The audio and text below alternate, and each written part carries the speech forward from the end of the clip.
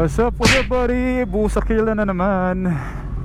Dito tayo sa parking sa MOA. Galing tayo sa last day ng Makina Moto Show.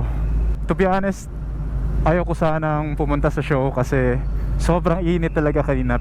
Pero curious din naman din talaga ako sa moto show na to kasi nakita ko sa YouTube lately na may bagong feature yung Honda na nilagay sa 650 series nila, which is yung e-clutch. Napaka-swerte ko kasi andun nga yung motor sa show and nakita natin kanina in the flesh. So ayan, SMX. What a tiring day. Pero alam nyo, napaka-malas ko talaga kanina. Diba sa previous video sinabi ko na crash ako? Kanina na-drop ko ulit yung mga motor, mga body. Pakamalas ko talaga. So ayun, may mga gas-gas. Pakita ko sa inyo mamaya. So eto siya mga body. If kita nyo, crack yung windscreen natin. Kamalas talaga. Then mga gas-gas. Timing din yung pagpunta natin sa Makina Moto Show kasi meron tayong subscriber. Shoutout Aldrin. Ayun, nagpapatulong si Aldrin sa atin if ano ba daw yung dapat niyang bilhin. So naghihingi siya ng ating advice. Budget niya daw 540k. Tapos yung pinagpipilian niya is Z900, CB650 and yung Daytona 660. So i-remind ko lang sa mga viewers natin na this is just my own personal opinion. Ito lang yung sa mga experience ko and also sa mga experiences ng mga friends ko. So take my opinion with a grain of salt. I'll start by X na kaagad sa akin yung Triumph 660. Bakit? Kasi yung friend ko dati nakabili siya na bagong Triumph 660. Tapos sa experience niya, napaka-prone daw mag-overheat pag nasa traffic. Sa kwento niya na alone, talagang X na sa akin yung Triumph 660 kasi as a consumer, di ba? Ayoko nang maiisip kung hala, mag-overheat ba yung motor ko or what. So doon na ako sa subok na. Tapos yung kwento niya din kasi hindi daw yun isolated issue, like common issue daw yun na mga Triumph 660 sa GC nila. So I don't know how accurate that is, pero yan yung kwento niya sa akin. With that alone, sa sinabi niya, that's why X na sa akin kaagad yung Triumph 660.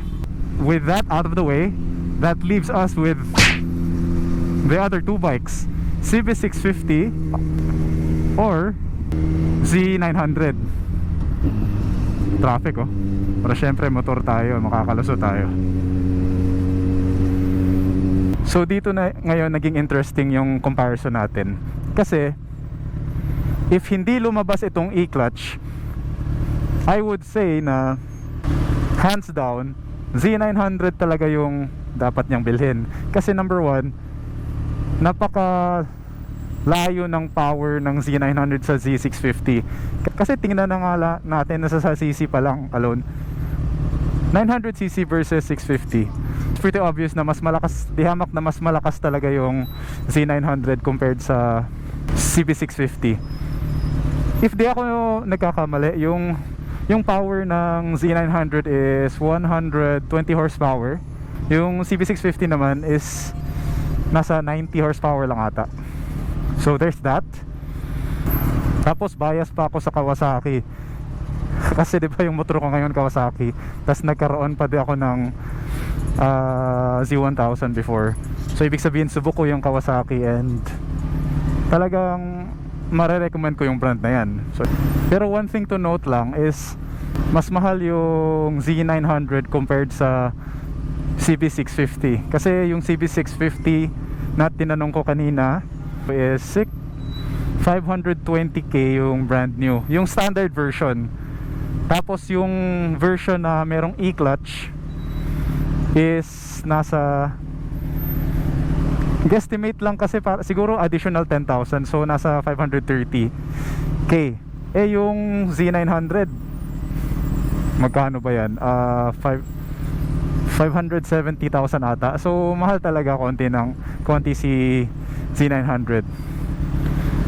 So balik tayo dito sa Honda e-clutch feature nila, na kung bakit nakadalawang isip ako kung anong pipiliin ko sa dalawang motor na yan.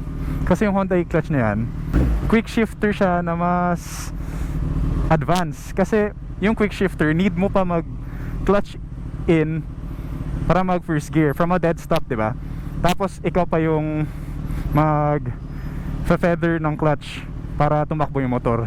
Eh yung etong e-clutch ng Honda ngayon, no need na mag clutch, diretso ka na first gear, tapos gas mo na lang. Di ba napaka ano nun, napaka laking bagay nun. So if beginner rider ka with few experience pa lang sa motor, napaka ano yun, napaka big selling point na feature na yun. Kasi may option ka na not to use the clutch, so parang automatic na yung motor mo. That's why saludo talaga ako sa Honda na naka-come up sila ng feature na yan. Really trying to innovate ba yung mga motor natin to be competitive in the market. So having said all of that, so it all boils down to if kung ano yung mas matimbang sa'yo, kung yung power ba ng motor o yung e-clutch. Kasi yung ibang mga tao medyo close-minded sila, like sasabihin nila, hindi mo naman kailangan ng quick shifter or what, hindi mo naman kailangan yan, yung mga motor nga dati walang mga ganyan, okay naman. Ganyan din ako dati, pero nung na-try ko yung quick shifter, it's something na makaka-spoil talaga sa'yo. It makes riding that much more fun, lalo na pag yung quick shifter mo smooth, tas walang palya yung shift, yung pasok lang na pasok, pak pak pak, napaka-satisfying feeling niya. Tsaka also note, yung Z900 walang quick shifter yan ha. So the fact na merong quick shifter yung CB650 with the e-clutch technology, talagang matitimbang mo yun, ma-put into consideration mo talaga yun. If you ask me kung ano ang bibilhin ko with 540k budget, wait, nahihirapan ako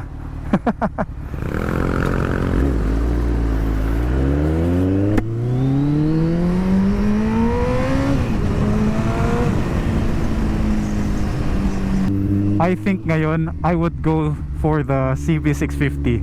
Mas pinili ko lang yung quick shifter over the raw power of the Z900.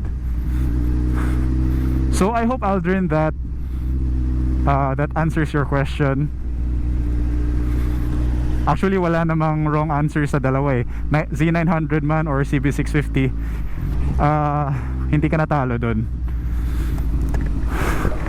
So ayun, I hope my advice will give you clarification or makatulong ba sa'yo sa decision mo. So again, thanks for watching mga buddy. Don't forget to like, subscribe, and comment down below. Also turn on the notification bell para ma-notify kayo kung may bago tayong mga video. And again, ride safe out there. Peace out.